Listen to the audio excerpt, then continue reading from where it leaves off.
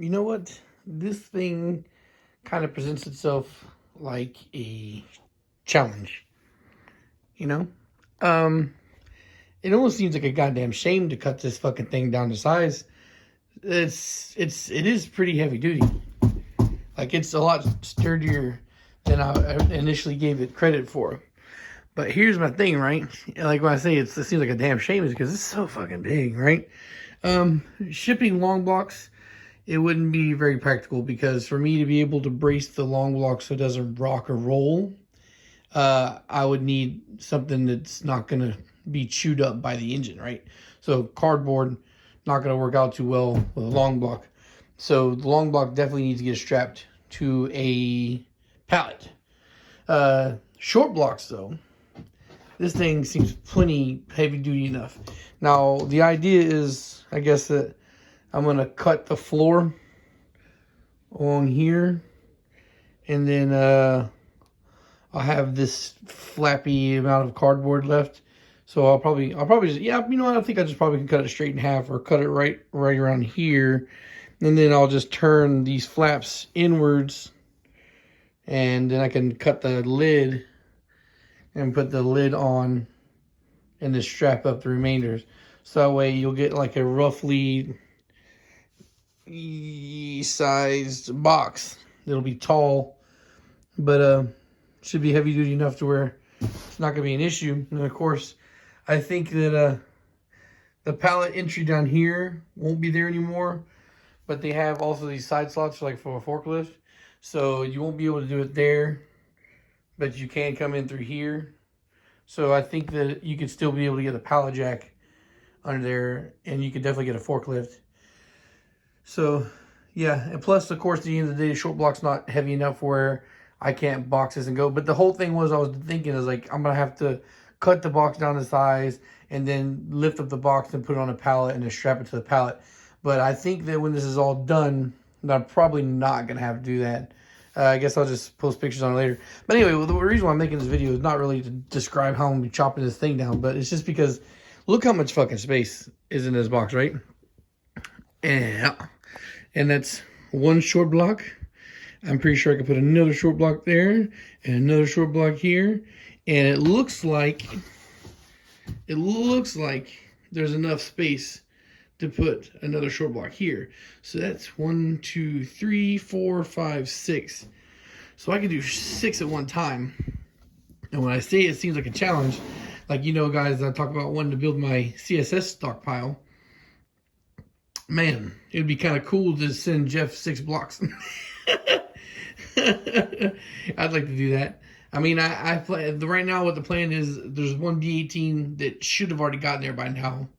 So I have one B18 there. I have another B18 I plan to send later. At least 2 K20s and maybe a K24. So it's 2 B18s, 2 K20s, K24 has 5, and a D16. So, well, that's 6, but one's already gone. So, and I could.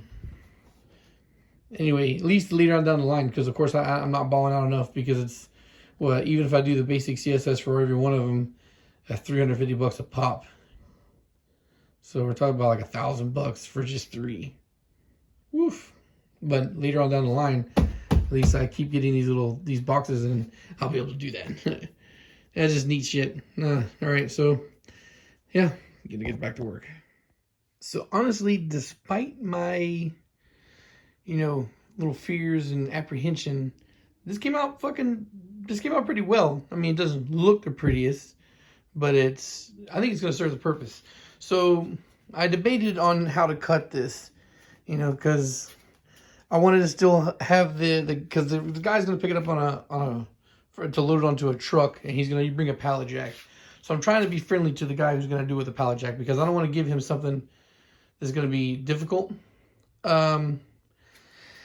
So I cut it to where you still got the 2 under there on the bottom. Like, you don't have it on this side anymore, which is, I guess, would be the preferred side, because there's nothing there on the ground to, like this side. See, I don't know if you can tell. All right, again, of course, let's get down here. So these right here, I don't don't know. I don't know how helpful it is. Like, I know this is gonna be easy to pick up with a forklift.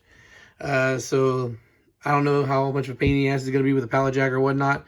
But end of the day, this package isn't that heavy, like 100 and something pounds, because it's just a short block plus the cardboard box. So maybe like what, 120 pounds.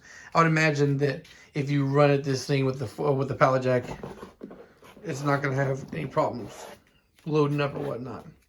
Plus, I also wanted to have the strength for the block, the strength of strong base.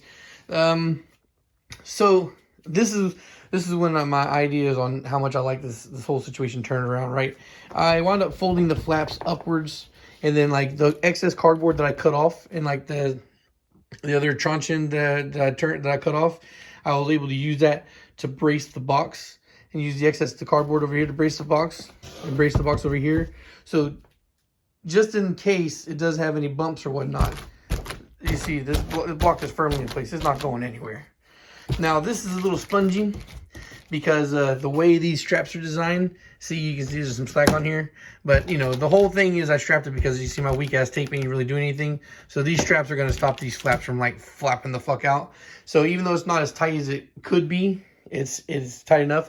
And the reason why I couldn't get it any didn't do it any tighter is because how this works to hold this in place is this is like these hard plastic ribbons. So once you like put some tension on it, it bends the plastic so you can't move it. So even though I tried to keep some slack on here until I went to go pull it, but as soon as you go to pull it, it starts to make a crease in the plastic and it just doesn't go anymore. So what I did was I pre-tightened it up as much as I could, or I looped it, then I tightened it as much as I could around the box by hand. And then once you get to that point where it's like that, and you know, you start putting pressure on it, it creases and it's not going to go anywhere. So I think the only way this is going to fall down is if it's deliberately tampered with. Somebody has to actually move it down. I think that just loading it and unloading it, it's not going to go anywhere. And then, and I'm not 100% done. I'm still going to cut this. I'm going to put the lid on top, and then I'm going to cut down the middle of the lid, and then I'm going to tape it. And then I've still got plenty more of those fucking straps. So I'm going to put 2 straps over the top. So I'm going to put a strap down through the bottom there and over the top, strap down through the bottom there and over the top. So it'll be taped and strapped. And there's plenty enough free space in here to make sure this thing, you know, it's pretty solid. I have no worries at all. It's going to get there. So with FedEx, the ground, the problem we've been having is that these small boxes that you carry by hand, these guys are just, and I've caught them already before, the delivery guys, just kind of like, because I'll be here in the living room and not making any sound, and my fucking front door is not very far away, so I can hear them come up and like funk. I can hear them drop shit. And what's been happening when these things are getting damaged is they're dropping them, and the box is getting fucked up, and then like the corners will pop out, and the corners will get pushed in with the metal or whatnot. Normally when that shit happens, unless you have a deep gouge, you know, that's a different level. But when it's just like the pushed up metal or whatnot, you can usually just clean it out by hand with a piece of sandpaper and get it flattened back out. But of course, the whole idea is to not have to worry about shit like that. So here to finish this off, like what the best thing about the situation is, right? Of course, I have multiple package deals to sell to people, and it's not uncommon nowadays for people to buy a block and a head for me, you know, but just separate, because there's a big difference between packing up a long block for somebody versus packing up a short block and a head.